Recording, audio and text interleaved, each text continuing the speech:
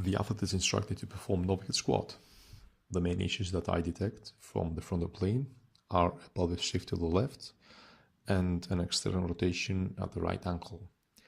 It is also obvious that a full squatting depth is not attained. When we examine the overhead squat from the back side, we realize that the pelvic shift to the left is more obvious. This indicates a muscular asymmetry which has to be investigated. In this video, I instruct the athlete to perform an one-leg squat to find the source of this asymmetry. When the exercise is performed from the right side, the movement is unstable and the trunk rotates inward. When the exercise is performed from the left side, all these issues seem to disappear. When we contrast the left and the right side, we can see the difference. The instability which occurs in the left side indicates primarily a weak left glute, which leads to the pelvic shift. From the sagittal plane, I examine the squatting depth. The athlete can barely squat to parallel, and when she tries to attain a deeper squatting position, a compensatory movement occurs, and the trunk leans forward.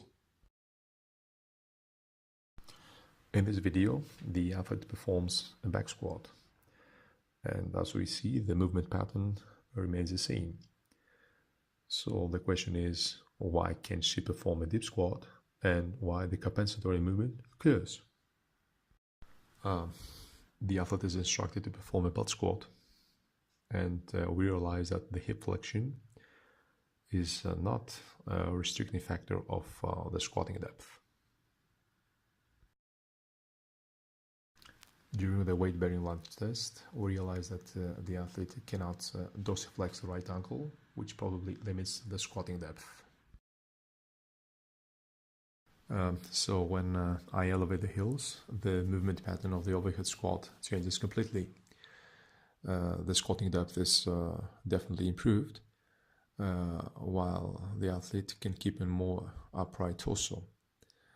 I presume that the ankle dorsiflexion is a limiting factor affecting her squatting pattern. The second athlete performs an overhead squat for the first time. From the sagittal plane, we realize that the athlete cannot attain a deep squatting position. Instead, we observe an anterior trunk lean, while at the same time a forward tibia translation is restricted. To investigate possible restrictions of the hip joint, I instruct my athlete to perform a pot squat. As we see from the video, hip flexibility is definitely not an issue. Next step is to check her ankle mobility, and I observe that she doesn't lack the capacity to dorsiflex the ankles.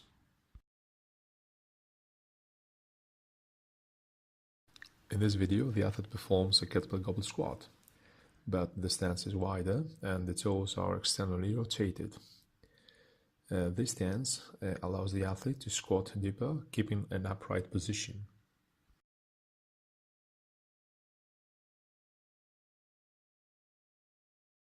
When the new stance is adopted, the athlete performs a deep overhead squat without compensatory movements.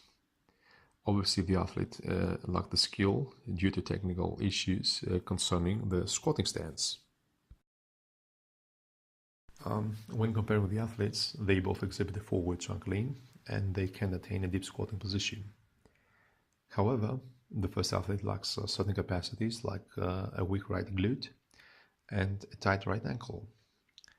The second athlete squatted basically in the sagittal plane, and any effort to squat deeper led to a compensatory movement. When the stance changed, the external rotation of the femur allowed the hips to move forward above the base of support. This technical detail corrected the squatting pattern of the athlete, indicating that he lacked a certain skill to squat appropriately. In this video, we see an athlete performing a power clean. We observe that after the first pull, technical issues become evident. The transition phase practically doesn't exist since the athlete doesn't extend at the hips to bring his torso in a more upright position. Moreover, he's trying to catch the bar without achieving a full triple extension, and he fails to create a momentum to lift the barbell easier.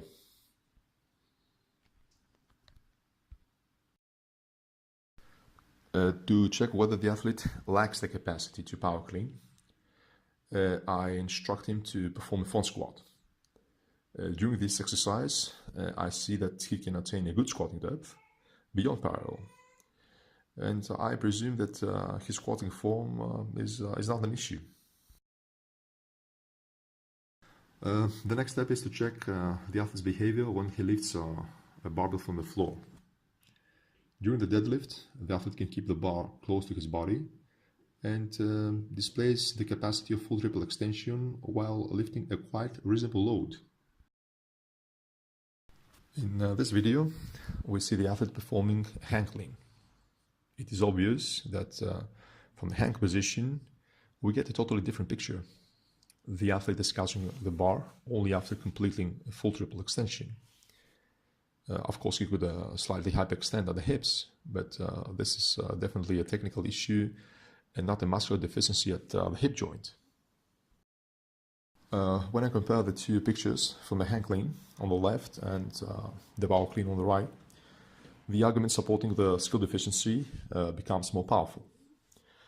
If the athlete lacked the capacity to fully extend, specifically at the hips, the problem will remain in both techniques and he could catch the bar in the flex position regardless of the starting point. In the left video, we watch the athlete performing a power clean. He starts lifting the bar slowly from the floor and accelerates, reaching a full triple extension as soon as the bar passes the knees. On the right video, the athlete accelerates the bar from the beginning of the lift and he ends up catching the bar on a flex position before completing the triple extension. Obviously, the athlete lacked the skill to perform the lift and not certain capacities. The second athlete performs the power clean, and my first impression is that she exhibits similarities with the first athlete. Although both athletes don't fully extend before catching the bar, the second athlete seems to fail keeping a more upright position while front squatting, thus shifting the weight towards the front of the foot.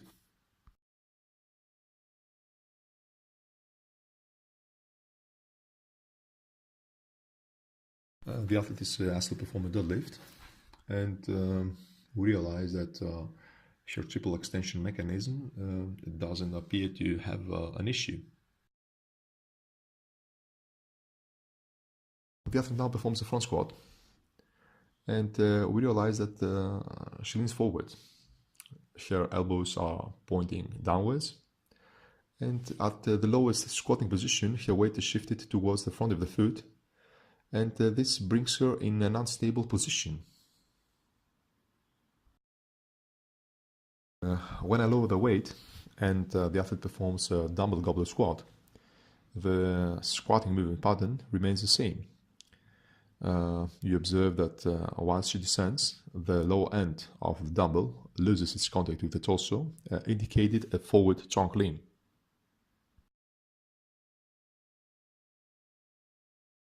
In this video, the athlete performs a butt squat. I want to check whether there are mobility limitations at the hip joint and strength issues at the quads or the trunk stabilizers, which affect her capacity for front squatting. It is obvious that such limitations don't exist. Both athletes exhibited similar issues in the power clean. However, the first athlete on the right didn't lack the capacities to power clean and improved his technique significantly after a short intervention. The second athlete performs practically in one pull power clean. She doesn't fully extend at the hips, and when she lands in the front squat position, she leans forward. This is a compensatory movement due to the limited ankle dorsiflexion.